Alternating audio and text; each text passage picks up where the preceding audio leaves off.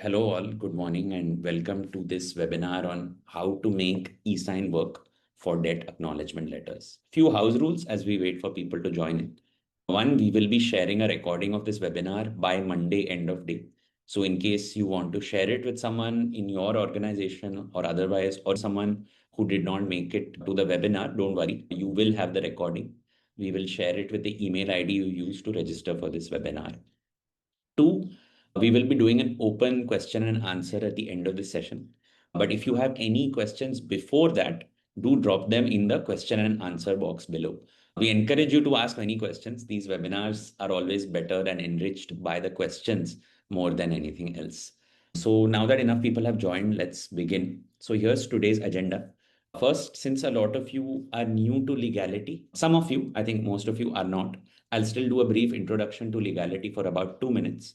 Then I'll do a 2-minute recap of why DALs are important. A 2-minute recap of why DALs are important. Three, we'll dissect the exact issues with the physical DAL process and how exactly a digital eSign based DAL can actually solve the real problems of a physical DAL. Then we'll actually look at operationally how to make a digital DAL work, after which we'll show you a live demo of how this digital DAL that we've been talking about actually works. And then we'll do an open Q&A. Brief introduction to Leegality first. Leegality is a document infrastructure platform. Just like a payments infrastructure platform helps you build and manage digital payments, Leegality helps lenders build and manage digital document workflows. We currently work with multiple verticals of top lenders in India, from banks to small finance banks to NBFCs to MFIs, on a wide variety of use cases. So if you currently execute a document in your business processes in any form, physically or digitally, you can make this process completely paperless via Leegality. So that's the Leegality plug done. I'm Aditya, head of marketing at Leegality. Before Leegality, I used to be a lawyer who has dealt extensively with debt recovery and enforcement. I'm joined today by Shubhesh, who leads product marketing efforts at Leegality. Shubhesh will be showing you the digital demo later on in the webinar. Before we proceed, a poll is going to come up on screen. We want to know from you for when you use DAL, because for us, DAL is a relatively new use case. So I wanted to understand from the audience, when you actually use DALs, it gives us a bit more understanding of how you see DALs in your process. So I'll let this poll run for about 30 seconds, after which I'll move on. Cool. So let's move on. So as I mentioned, a 2-minute recap of why DALs are important. I think most of you are probably already familiar with this, but I wanted to recap this for 2 minutes anyway to make sure we are all aligned, right? Fundamentally, the DAL as a document exists to overcome the period of limitation for debt recovery, right? Section 18 states that, great. So a lot of you voted that you don't use DALs at all. So this section will be very relevant. So fundamentally, the DAL exists as a document to overcome the period of limitation for debt recovery, right? So Section 18 of the Limitation Act states that the limitation clock essentially kicks in from the last written acknowledgement of debt, not the date of default, but the last written acknowledgement of debt. And in most cases, this is about 3 years, right? So the 3-year period kicks in from the date of last written acknowledgement of debt. This ensures that loans at risk of NPA, you minimize the risk that you won't be able to recover, right? In that sense, the DAL is your core legal security, ensuring or backing your recovery action, right? Oftentimes more so than the loan agreement itself, right? So let's say a default happens. In the absence of a DAL, your period of recovery can only be done within 3 years from the date of default. Beyond that, it is barred by limitation in case you don't take action in that time. With a DAL, this changes, right? The period of recovery is now 3 years from when the last DAL was signed, not from the date of default. So DAL is being used by a lot of banks to extend the period in which they can recover the debt, extending the clock. So naturally, then the next question arises is that DAL specifically is not the only form of acknowledging a debt. Like acknowledging in writing can be happen in many other ways. So why is a DAL better? Simply because other forms of written acknowledgement like letters, OTS offers, bank statements, while they are all valid written modes, the acknowledgement is inferred here, right? It creates some ambiguity for the borrower that they can then exploit. And this may delay recovery, right? When we were doing research on debt recovery, we saw a lot of Supreme Court and High Court cases where it reached the High Court and Supreme Court because there was no DAL. Contentions were on whether this OTS is a valid, like this offer of OTS is a valid acknowledgement of debt, whether this bank statement is a valid acknowledgement of debt, right? You may still win in the end with the written acknowledgement on the left, but it unnecessarily sometimes extends the time for recovery, right? On the other hand, a DAL is an explicit acknowledgement where the borrower is saying, hey, I got this money from you and I owe you this much. Or, hey, I got this money from you and I'm promising you this year that I'm going to repay. Just makes enforcement much simpler and quicker. You don't have to prove that borrower has acknowledged it. So now we've established that DAL is a great legal security. Why DALs exactly are executed. Let's dive into the need for making this a digital process. Again, many of you will be aligned on this, but it's important to unpack this analysis because it will make the latter half of the webinar much clearer, right? So bear with me for another 2-3 minutes as I recap this. So we said DL is a core legal security. For it to act as a core legal security, right, which we established previously, it needs to meet 3 criteria, right? 1, it needs zero ambiguity around language. 2, there needs to be zero ambiguity around execution of the DAL. And 3, it needs to be operationally set up as a recurring process that happens every year, right? Because if you execute it in year 1, then forget about it the next year, the whole purpose of the DAL goes away to extend your recovery time. Physical DALs are great on language, right? There is no ambiguity here, right? But on 2 and 3, there are issues with the physical DAL. There is ambiguity around execution that can be exploited to delay enforcement. And operationally, it is very costly and taxing to run, right? So why is this? Let's come to point 2, ambiguity around execution. So physical signatures used to be like are vulnerable, right? Like they used to be the best way to secure a document, but they have deep issues, right? They can be forged. More importantly, they can be portrayed as forged, right? Or the borrower can simply deny it. And this you may ultimately still be able to prove it in court, but it's something the borrower can do to extend and delay proceedings, which again defeats the purpose of the DAL in the first place to make recovery simpler, right? So that's point 2. On point 3, right, the DAL is a constant running operational cost on a loan account, right? Almost like a yearly tax you pay on many of your loan accounts, right? This is very different from the loan kit. So let's say you have one loan account, right? Your initial loan kit for that account, the operational cost of that loan kit, the document cost, is a one-time cost you pay for that account. If you do it physically, it's obviously a cost you want to reduce. Most of you are on the path to making the thing on the left paperless, right? A lot of you work with Leegality and with Leegality to make the loan kit paperless. And most of our work at Leegality with lenders is on the left use case, right? Loan kit execution. But for ultimately, at the end of the day, for each loan account, it's a one-time cost you incur, right? Whereas the DAL is a recurring cost you incur on the same loan account every year, right? So every year you incur a monetary and operational cost. You need to make it a core part of your SOP. It consumes operational bandwidth for your loan operations team, right? Daily, because for it may be once a year for a single account, but every day will have many accounts for which you need to issue a DAL, right? So it's a workflow that they need to ensure and do every day in the back office, right? Which consumes hours every day. And with this daily workflow, of course, there are direct monetary costs, printing, couriering, storing, scanning, things like that, right? Digital DALs, on the other hand, don't have these issues, right? A smooth digital workflow for DALs can have zero ambiguity around language. You can't deny the eSign compared to a physical sign, and they can be operationally easy and very low cost. That's what we're going to show you in the next half of the webinar, right? But first, why does a DAL, let's discuss, like I made 3 assertions. Let's discuss why these assertions are true, right?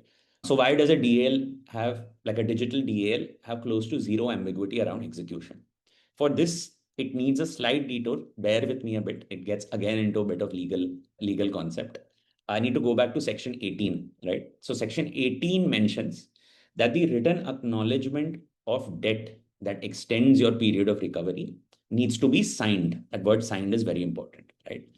Because the IT Act, the Information Technology Act under which eSign comes, right? Section 5 of the IT Act states that when any law or regulation mentions the word signed in the law or regulation, like the Limitation Act does, then if you want to execute that document digitally, you will need to have it e-signed via an IT Act signature, right? And IT Act signatures, IT Act e-signs are a very specific set of signatures, right? Aadhaar e-sign of any type, PAN e-sign, DSC token, which are those USB dongles, and a doc signer, right?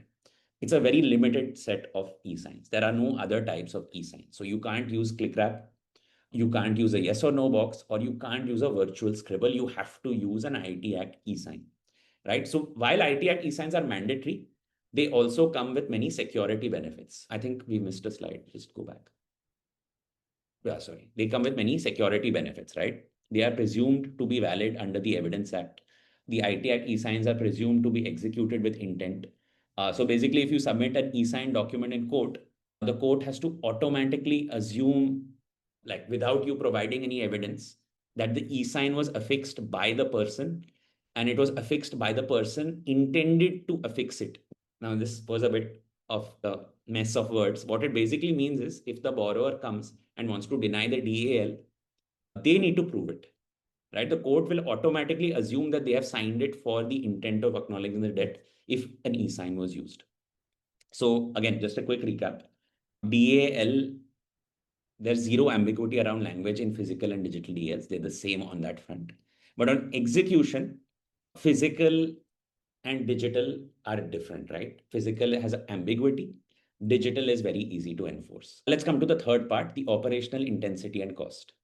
So we've established that physical have a recurring cost. On this front, digital DALs like is a no-brainer, right? Because you can program an automated DAL sending system so that when like a particular date happens for that loan account, the DAL is automatically triggered. Or there's a button that your LMS, like your loan ops team just has to press in your LMS and it goes out without any ops bandwidth being consumed. So ops bandwidth is cut. The DAL is either fully automated or like it's a question of less than a minute being taken to actually send out a DAL, which we'll show you in the demo, which saves you about 1 to 2 hours of operational bandwidth every day in your back office. This also means that there is no physical cost of the DAL. You cut around 50% of your direct costs immediately with a digital e-sign based process for the DAL process. So if some of you, for example, yeah, this was the slide I was talking about earlier. I think it got missed. But this was the slide I mentioned where e-sign is just a more secure form of DAL.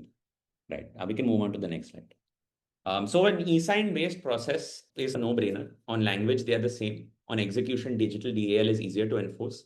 And on operational costs, the digital DAL process frees up bandwidth in your back office and reduces the direct paper associated costs by about 50%. So then we come to like the thrust of this webinar. If digital DAL is such a no-brainer, why is it not already paperless? Most of you are already rapidly shifting to eSign for core loan documents. Why is your DAL process still physical? So in the next 7 minutes, I'm going to dissect one, what is preventing DALs from being physical? Two, how to overcome this. And three, I'm going to give you a checklist on what you need for your DAL process to be successfully made paperless. And after this, we'll go into the demo, right? We recently spoke to a lending vertical at one of the largest banks in the country. And we asked them, like, they actually brought up this use case of DAL to us. And we asked them, like, your loan kit is digital. What's the issue with the DAL? And they told us that they were stuck on DALs for basically one reason, that the DAL had to have a revenue stamp affixed on it, right? So while they could do e-sign and e-stamping is well established now for the loan agreement, the DAL ultimately broke down into physical because a physical revenue stamp had to be affixed on the DAL, right? So one question is, why not just do away with the revenue stamp? Like with DPNs, a lot of you have done away with the DPN so that the revenue stamping need doesn't exist. But why can't you do that with a DAL where you can just remove the revenue stamp requirement altogether? So again, this is rooted in questions of enforceability because of the legal nature of how a DAL is, right? Because a DAL for purposes of enforcement can be one of two things. depending on how you word it, right? One is it can be a promise, like a promissory note, right? If you use language like, hey, I promise to pay you this debt, right? So in this case, the DAL becomes a promissory note under law. Two, if you use a DAL with language acknowledging the debt transfer to borrower's account, like where the borrower says, hey, you have transferred this much money to me and I owe you this much, it can also be seen as a receipt. Whichever one you want to classify it as, the Indian Stamp Act requires you to affix both either document, whether it's a promissory note or a receipt, with a 1 rupee stamp, basically a revenue stamp, right? If you don't do this, then your document becomes unenforceable in a court of law. And of course, there's a way to cure this. But again, that delays your recovery proceedings, which again defeats the purpose of a DAL. So the main gap you need to fill for a digital DAL process is not just an eSign for the benefits we talked about, but actually a digital revenue stamp process. And we'll show you how to do this a few minutes in our demo. But before that, I want to recap the other two operational things you need for a DAL process. There's a question we received on DPNs. I'm going to answer that right before the demo. All right. So one is what we discussed is you need an IT Act eSign, not a virtual sign or a click wrap. Right. Practically speaking, you will probably use an Aadhaar eSign for this because a DSC is too inconvenient. PAN eSign is too inconvenient, and Doc Signer is not possible for a DAL. It's an automated sign issued to organizations. The other operational thing you need is a way to ensure the DAL process happens every year, programmed into your system, right? So your LMS, for example, needs to have an automated system which flags when a DAL has to be sent. This has to then either via an API call to your document execution platform, or your loan ops team has to click a button in the LMS. It must basically send the data to your document execution platform, which then digitally generates the DAL, affixes the revenue stamp, and sends it to the borrower to e-sign. Then when the borrower e-signs it, it must automatically come back and be stored in your LMS with that borrower's loan account, right? So that's the theoretical part of the webinar. Before we hop on to the demo, I've prepared a consolidated checklist that summarizes everything we've discussed so far. In case you missed a few bits, because I think I took a few digressions and I went a bit like into the law. In case you missed out a bit of that, this is the one slide you can remember, right? An operational checklist of what you need to ensure if you want to build a DAL process via an eSign based process. So we'll share this deck along with the recording by Monday end of day. So you can go through this at leisure. All right. Okay. But that's enough theory. It's been a bit long. Let's show you how this actually works, right? So I'm handing it over to Shubesh for the demo. Meanwhile, while Shubesh sets it up, I wanted to address a question we received in Q&A, which is, I mentioned, right, that some banks, some lenders have done away with the DPN to avoid the revenue stamp process. So we received a question saying, isn't the DPN mandatory, or like basically questioning like whether the DPN is mandatory or not. So the DPN, like the DAL, is not mandatory. You don't need to issue a DPN or a DAL with your loan, right? But lenders do issue DPNs and DALs because, again, for the same reason, it makes it easier to enforce recovery. A DAL, a DPN is basically the borrower promising to pay back the debt, essentially, right? It's not mandatory because the loan agreement is enough to ensure that. However, it just makes life easier in a recovery action, right? So again, like DAL, a DPN is also not mandatory, but it may be chosen because it just makes recovery easier. Over to you, Shubhash. Thanks a lot, Aditya. Is my screen visible? Yes. Okay. Hey, hi everyone. So what I have here is, so we built like a mock app of what your agents would see or what your loan ops teams would see whenever they would want to send out DALs. This is not part of the product. The product will get integrated into this particular system or this particular app or screen. Yeah. And All of that course, your LMS might have a completely different interface. We understand that it's customized to your needs. So this may not even tally to your LMS. So that's completely fine. This is like our rendering of how it could be. But ultimately, the point is to show you how it can be integrated. It can be integrated into your system, however that interface is laid out as well. It can also be completely automatic where your loan ops team doesn't actually have to go into your LMS interface. The LMS interface directly with Leegality automatically ensures it happens, and your loan ops team can just track it per loan account, whether DAL is sent or not. Yeah, this is just a prototype for the purpose of demo.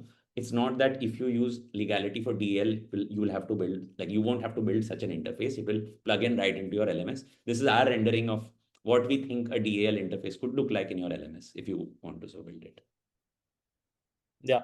And all the agent would have to do in this, they'll have to click one button, and with that, they will either send out an invite to the person who would be signing this DL, like it can come on the WhatsApp like this that you see on the screen right now.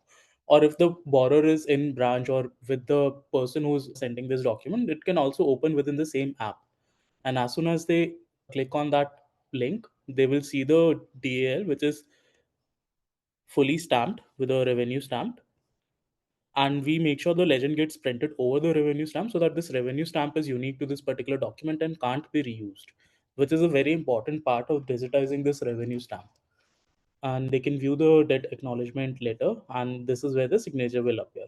They'll click on proceed and they'll give their eSign consent to do the Aadhaar eSign. Now I'll be taken to a Aadhaar eSign provider, and just give me a second, I'll enter my Aadhaar number here.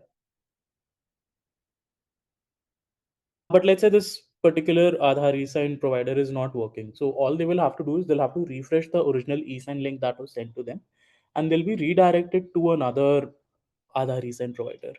I'm just waiting for the OTP from Protein to come. And okay, actually, this is a great moment for me to show what I was talking about because the OTP is not coming. So I'll just go back to this particular document again. As you can see, it's the same document. I'll click on proceed, give my consent again. And if you would have noticed, this time I've gone to CDSL. And all of this happened automatically. I didn't have to do anything as the signer. So I'll enter my Aadhaar details again.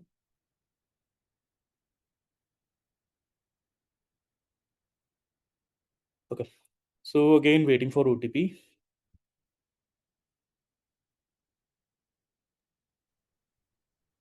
Okay. Seems like UIDI might be facing some issues because I'm not getting an OTP from CDSL either. But your borrowers can very easily enter their mobile number, they get the OTP and do the C-sign. If let's say the you can also add another type of Aadhaar e-sign in addition to OTP. If you have that possibility, you can add biometric or face as well if that's doable and customers are coming to your branch. If not, then that's fine. Unfortunately, because the OTP won't come, I can't show you the full completed e-sign. But let me show you how to set this up instead. So first step you'll have to do is you'll have to log into your Leegality account.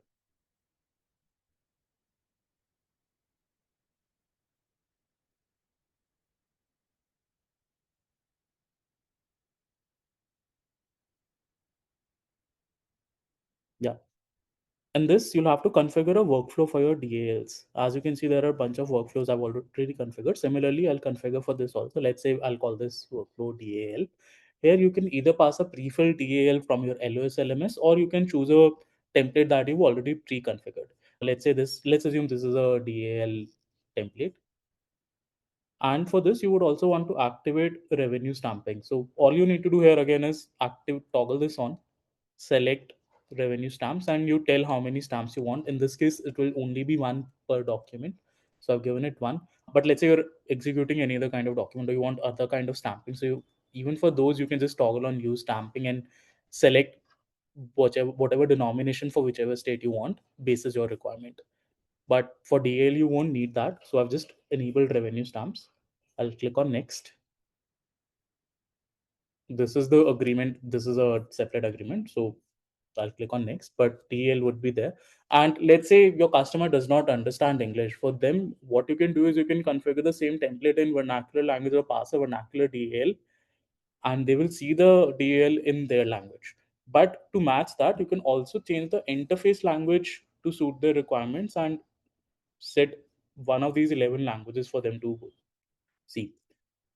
Okay. So for them, you set up Aadhaar eSign. Mostly it would be OTP based Aadhaar eSign. You can also enable Aadhaar eSign verification, wherein you're verifying the person who's doing this particular eSign on the DL is the same person who borrowed money from you. So you can do that. And you can activate WhatsApp if you want to send it on WhatsApp. You can also send it on email, SMS, and you can also enable other security features similar to what Aadhaar verification has showed. You can capture the location where they're signing, or you can geofence the eSign within a branch if customers are coming to the branch, or you can also capture their photo with face match so that you can match the face of the person who's signing it to the person who availed the loan during the loan application stage. And you can also put like a liveliness check so that agents are not putting up a photo in front of the camera and doing this sign. So you just save this and next, and your document will be ready for it. So this is not a revenue stamp. This is a sandbox account, or rather a testing account, which I'm using. So that's why you're seeing this. But in a normal flow,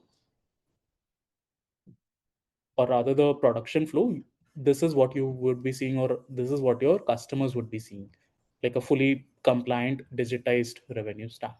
And if you notice, if you can zoom in a bit on the revenue stamp, we affix a unique ID for each revenue stamp, because a lot of you will be asking, here, revenue stamp looks the same.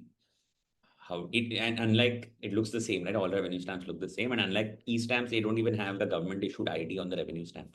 So how we digitize it is we issue a unique ID along with the revenue stamp and affix it at the first page of the document, right? And we send these physical unique IDs plus revenue stamps together to you as well physically, so you can correlate and tally it. So that's how we make sure that each revenue stamp is unique, and that you can show that, hey, your process is actually using a unique revenue stamp. It's not just taking a single image of a revenue stamp and fixing it on the document with that single image, right? So you know that this actual revenue stamp, because we affix a unique ID and share that unique ID plus revenue stamp with you physically, so you can actually tally and correlate it in case you need to in audits and things like that, or in during enforcement. Yeah. Once this workflow is ready, all your agents will have to do is click on run, or as I showed you, they can click send DL in their app that they're using, or even if it's an automated setup, your LOS LMS will directly tell Leegality this workflow needs to be run, and Leegality will execute and send out that DL to the borrower who need to sign it. And everything, all the details of the sign, they will get captured in an audit trail. Since UIDA was facing some issues with OTP, so I can't show that audit trail, but I'll show you another audit trail of a document we previously signed. Yeah, this was another audit trail which I signed for another use case. For DAL also, it would be quite similar. It will capture the details of the person who sent out the DAL. It will capture the details of the person who's opened and then signed the DAL, and it will also capture the details of Aadhaar certificate which was generated by the UIDA for signing that particular DAL. And lastly, it will also capture the consent provided by the person who's signing the document. Let's say they're signing this document in Hindi language with Hindi interface, then this consent will be in Hindi, so that the consent you're capturing is also also reflects the fact that this person truly understood what they're signing and they're aware of the debt they're owed. With that, and both the agreement and the audit trail, it will also come as PDF to WhatsApp. And I think with that, the demo comes to an end. Aditya, anything else you want me to show? Yeah. No, Shubhesh, thanks for that. While we're wrapping up, you can maybe in the backend see if UIDA comes back online, maybe the email OTP or something, and if it comes, we can show it during after the open Q&A session. Yeah, definitely. But yeah, thanks for that.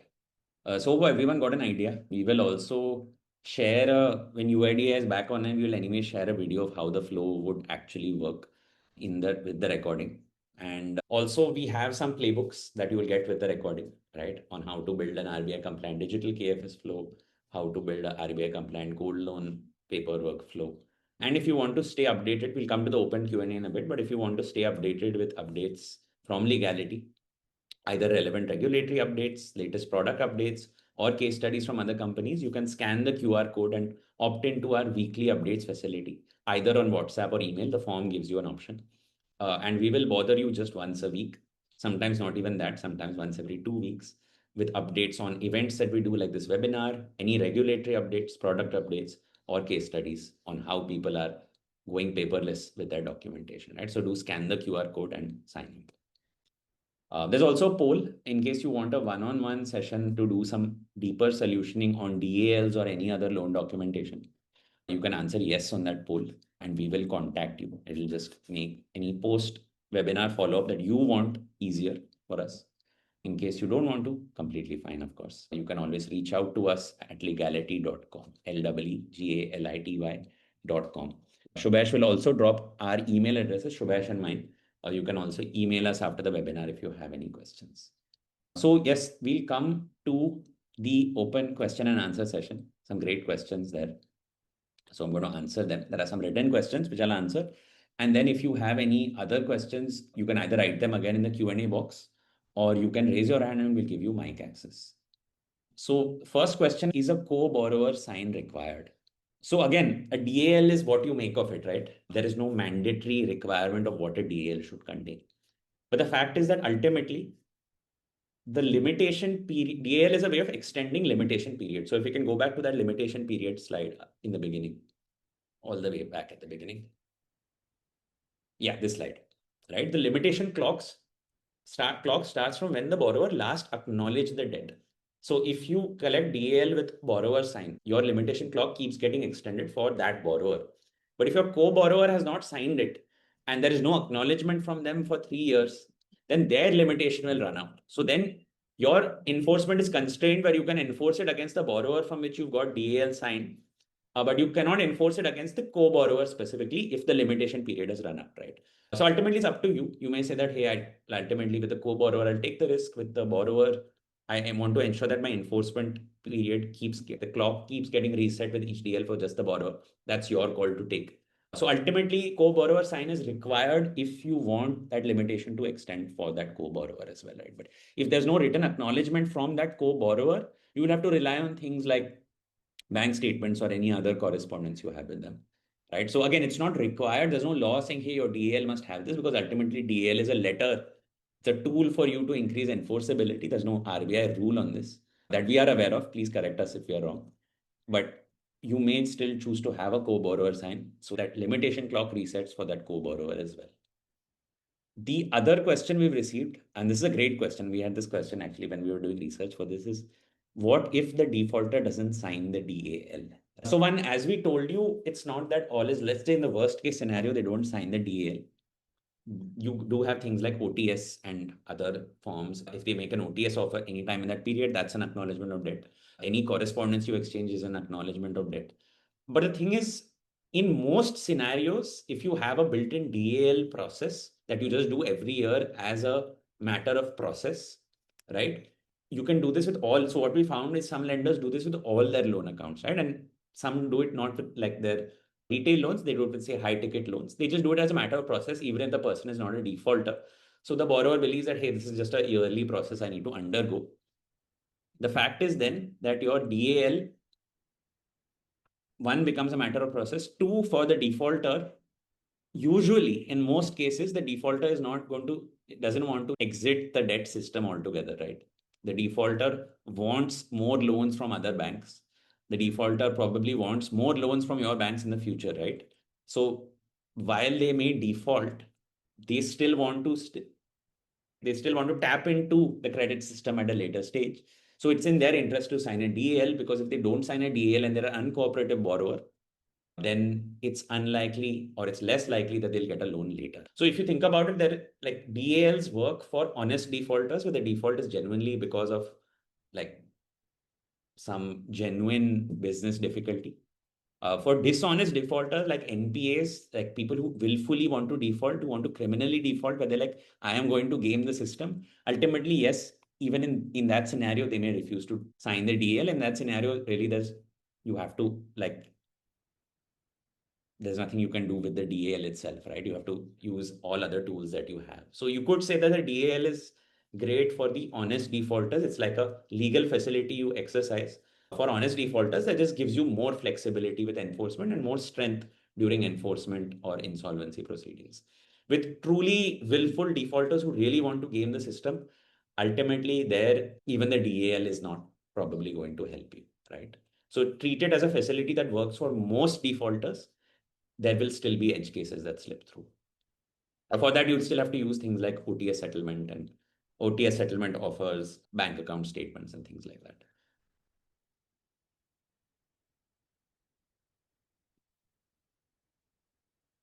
We've received some questions in the chat. Yeah, so one question we've received is if we've seen improvement in recovery rates post digitization of DAL execution.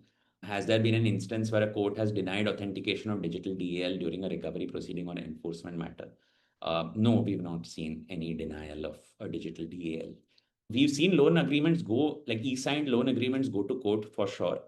They've all been accepted. Like there has been no denial based on the fact that it is e-signed. And as we told you that the Evidence Act explicitly states that e-signed documents have a presumption of validity. So the court will automatically assume it is valid. It is for the other party that is opposing the document to prove it. We've not seen exact DALs exactly go to court, e-signed DALs, but we've seen a lot of e-signed loan agreements go to court and they have all been accepted smoothly. There has been no denial. Just submit it with a 65E equivalent certificate and you're good to go.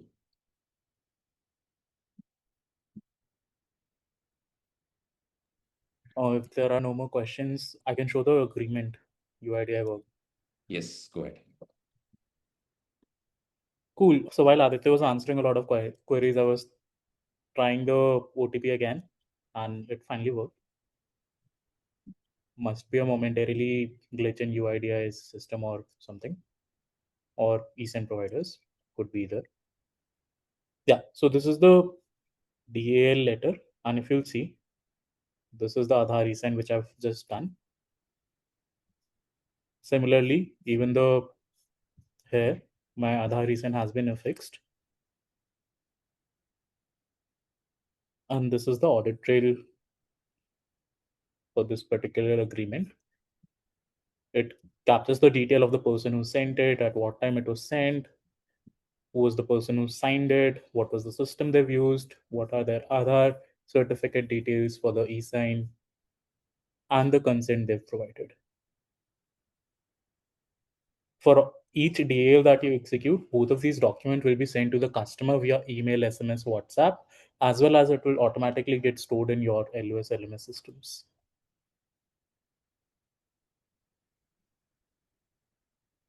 Great. Thanks, Shubhash. So we've received a comment on, I don't know if it's a question or a comment, that e-stamp generally has been there in practice on the DAL. Not too sure about this question. Do you mean like a stamp paper or do you mean a revenue stamp? If you can just clarify. When you say e-stamp, do you mean revenue stamp? Do you mean stamp paper? We've also given you mic access, so we can.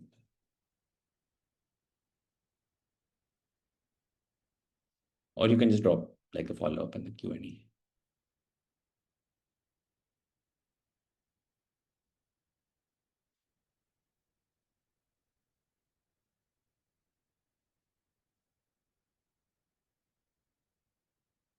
Revenue stamp. Okay, got it. So yeah, revenue stamp is there in practice. That's true. Whether it's a digital revenue stamp. So a lot of lenders told us that the revenue stamp digitization is what they have to do is scan it and then do the digital flow. They didn't have API based revenue stamping flow.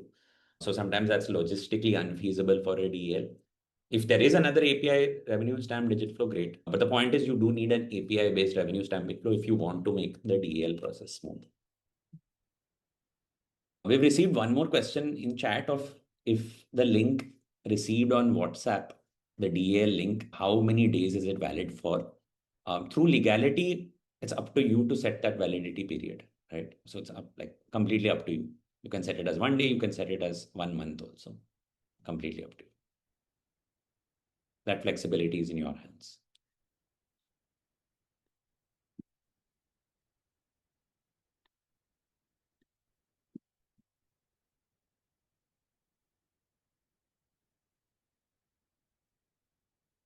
Great. If we will be on for a few more minutes. So if you have any questions, please do ask them. You can also raise your hand and we'll give you mic access.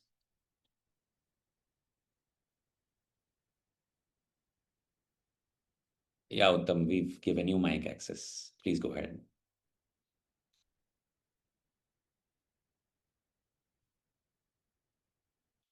Uttam, you're on mute.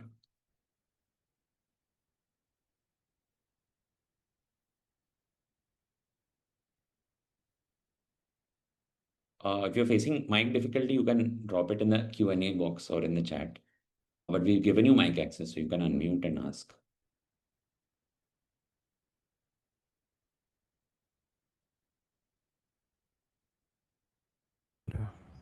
Hello.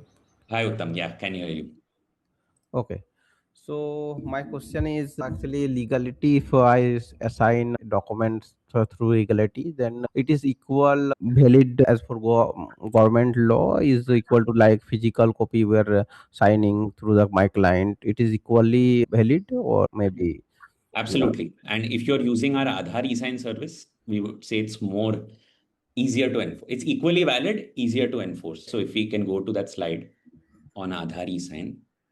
So one, yes, we provide the IT Act signatures on the left, right? So under the IT Act, if a law says that you have to sign a document, the IT Act specifically says you can use an IT Act e-sign. We support the IT Act, like through Leegality, you get these IT Act e-signs. But two, it's easier to enforce if you use an IT Act e-sign because of the Evidence Act. If you can go to that slide, I think it's later down. It's up, sorry. All right. So under Evidence Act, there is a presumption of validity, whatever the new Evidence Act is called. I'm not too familiar with the name, but under that act as well, the borrower has to prove. If you have an e-sign, the borrower wants to deny it, they have to prove it, because when you provide an e-sign document to court, the court assumes that this has been signed by that person with the intent on which, like with the intent of signing the document on which the sign is there, right? So the court automatically assumes that it is for the party disputing to actually provide the evidence if they disagree, right? So yes, it's valid. It's an IT Act e-sign that you can do through Leegality, and it's actually more enforceable, easier to enforce under the Evidence Act. And if you have even more compliance risk controls, you can also, like if your company requires more risk controls, you can add additional layers of authentication like a face match or a geolocation capture. So yeah. Okay. Okay. So actually we are provide the LMS means the learning management system to schools and colleges. My question is when your e-sign will be made through Aadhaar enable, right? So can I integrate the APIs with our existing ERP? So it will be Yes. quite easier process. Like whenever the principal come or maybe owner come to sign up our ERP solution, then I will redirect in legality website or legality. Yeah, absolutely. Let's take this offline. We can do, we've done many integrations, different kind of LMS. So not the LMS we were talking about in the webinar, but good, different kind of LMS, but yes, we can integrate with that type of LMS as well.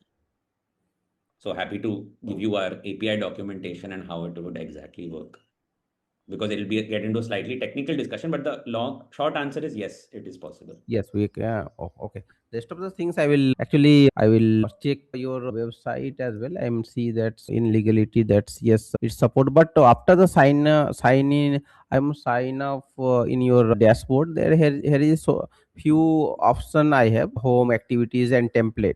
But I cannot see any. Uttam, let's take this offline. We'll reach out to you. We can guide you through the dashboard Okay, okay, and how to get the payroll. We'll guide you through that because it'll get into a slightly technical and discussion. We can do okay. that one on one. Okay. My one another question is if we provide the API have another cost it will be or same as it is. It's all bundled into the plan. So let's discuss this one on one. We can Oh, discuss the plan that works for you, or we have a partnership program also with other solution providers, like we do it with LOS, LMS systems for lending. We can explore that as well. So let's take this one on one. We can get into the details of these discussions. okay. For one on one, I have to register once again or Not at all. We'll reach out to you on email. okay. Yeah. Okay. Thank you. Thank you.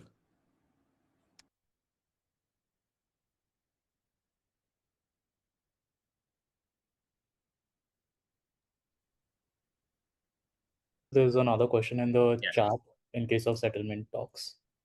Yeah.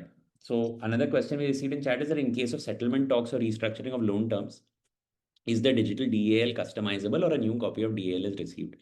So if you sent a DAL like Shubhash showed you with the eSign link, you cannot change it, right? Because there's an integrity to the eSign link. What you can simply do is initiate a new workflow. You can also change the template in the backend. or you can change it on your LMS end, right? But once you've created the eSign link, the document cannot be changed. So that the eSign, like we have to forbid that, because otherwise then the eSign link becomes vulnerable.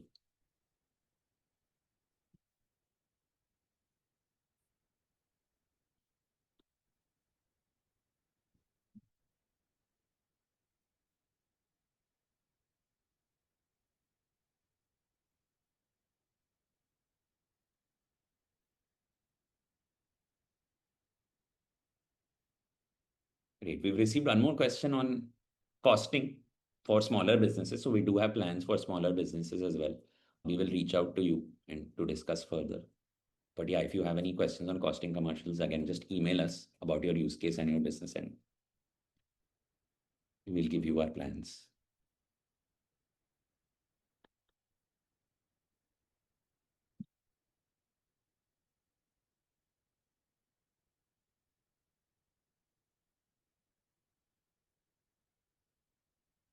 If we have any other questions, please do ask, unmute, ask, or ask in the Q&A box or in chat.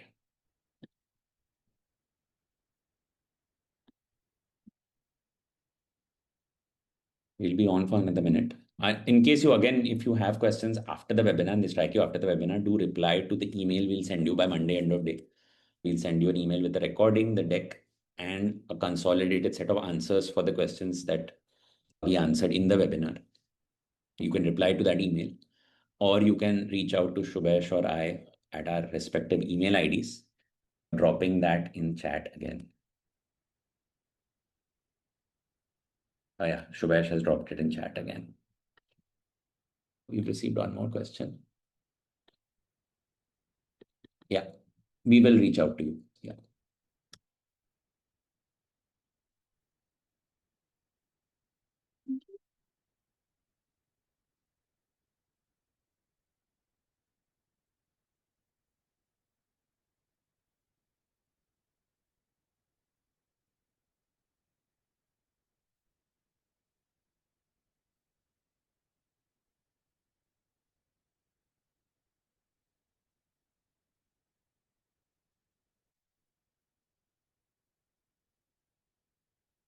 Great. I think we don't have any other questions.